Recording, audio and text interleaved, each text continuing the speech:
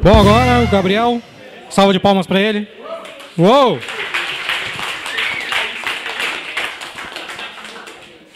Boa noite, pessoal. Tudo bom? A minha ideia é a gente debater bastante de suíte de teste. Eu esperava que a gente debatesse bem antes da minha. Então, agora eu trouxe algumas dicas que eu usei na minha vida de open source e eu hoje uso na empresa que eu trabalho. São 7 melhorias para as nossas suítes de teste. Só um pouco de background. Eu sou back-end developer lá na Leroy Merlin. Eu sou evangelista de PHP internos e externos, então eu mexo tanto com PHP quanto com core do PHP, escrito em C, é uma coisa que eu vou falar também hoje. Sou líder de code standards no Doctrine. O Doctrine é um ORM feito em PHP. Faço parte do PHP SP também, participo de vários eventos, palestro, meetup, e hoje estou aqui no Seven Masters. Para quem quiser me seguir nas redes sociais, meu user é Caruso Gabriel, GitHub e Twitter, para a gente bater um papo depois, certo? Queria abrir com uma pergunta, quem quiser responder. O que é uma suíte de testes automatizada? Alguém quer falar?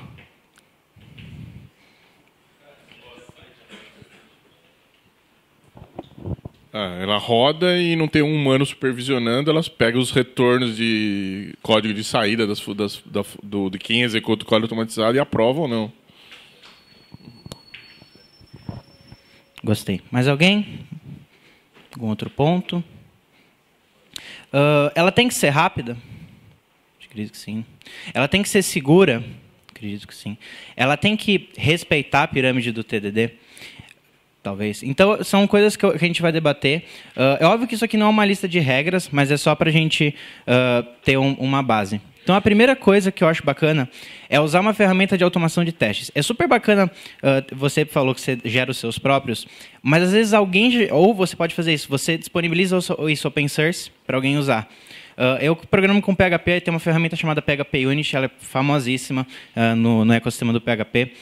E isso acelera o seu desenvolvimento, porque você não precisa se preocupar em escrever uma suíte para automatizar os seus testes, você só se preocupa em escrever os seus testes.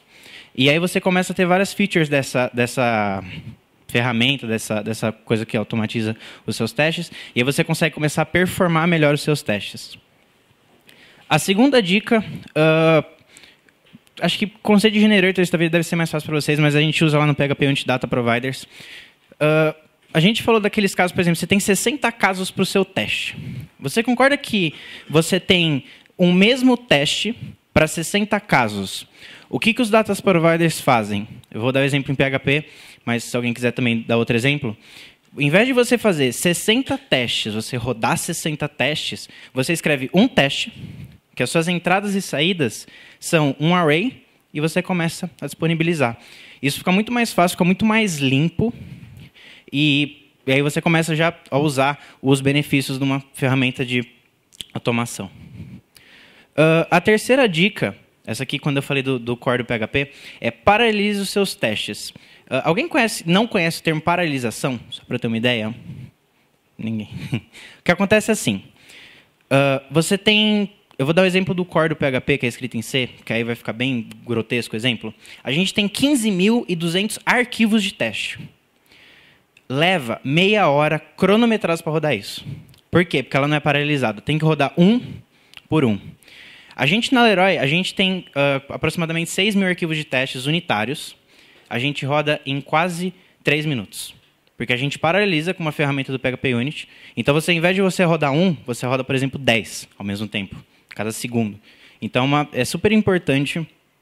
Isso é uma coisa, por exemplo, que a gente no core do PHP, a gente busca há anos que a gente não consegue paralisar testes em C, que é um problema.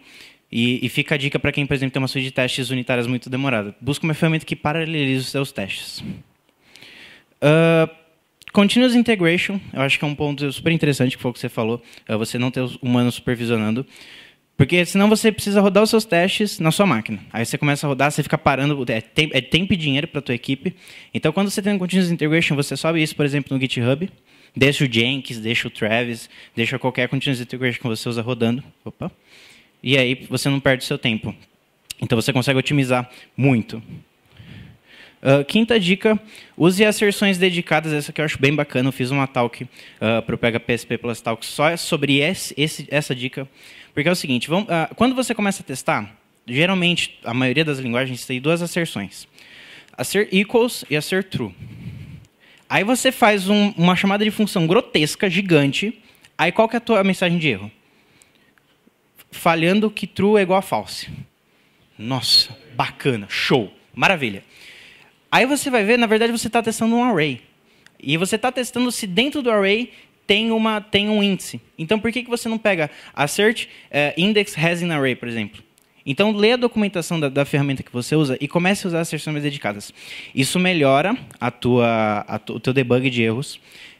Eu já vi casos de melhorar a performance, porque, em vez de você fazer chamadas de funções, você delega isso para a tua ferramenta, e a ferramenta, às vezes, ela tem uma forma de otimizar isso. Certo? Eu acho super bacana esse ponto. Sexto ponto, esse aqui, eu acho que eu preciso melhorar um pouco a frase, mas não use classe de testes de frameworks, que acho que cai no que você falou um pouco. Que é o seguinte, vou dar exemplo do Laravel, que a gente conseguiu mensurar isso. A gente usava a classe base do Laravel de teste. Ele era escrito em cima da classe do PHP Unit. Antes de cada teste, cada método, ele subia a aplicação. A gente demorava quase 1 segundo para rodar 5 testes. Eu só, ao invés de estender a classe do Laravel, eu estendi a classe do PHP Unit, que era a primeira classe base. Eu caí de 1 segundo para 100 milissegundos.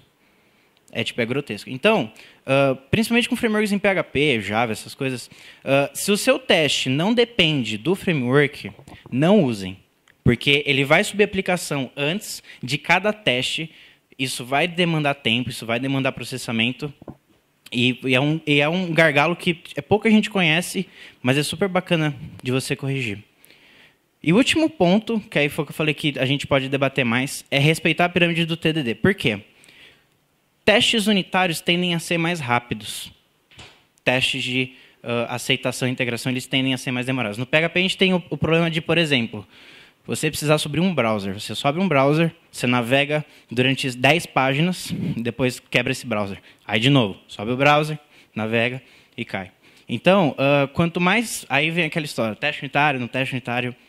Teste unitário eu acho bem bacana. Por exemplo, no core do PHP, os 15 mil arquivos de teste que a gente tem são 15 mil arquivos de testes unitários. A gente não tem nenhum de integração, mas começa aquele papo. Então, acho que é um ponto que a gente poderia, talvez, debater. Mas é assim, testes unitários são mais rápidos, testes de aceitação são mais demorados. Certo? Foi bem rapidinho. Então, perguntas, comentários. A gente talvez aí abrir para um debate. Certo? Muito obrigado.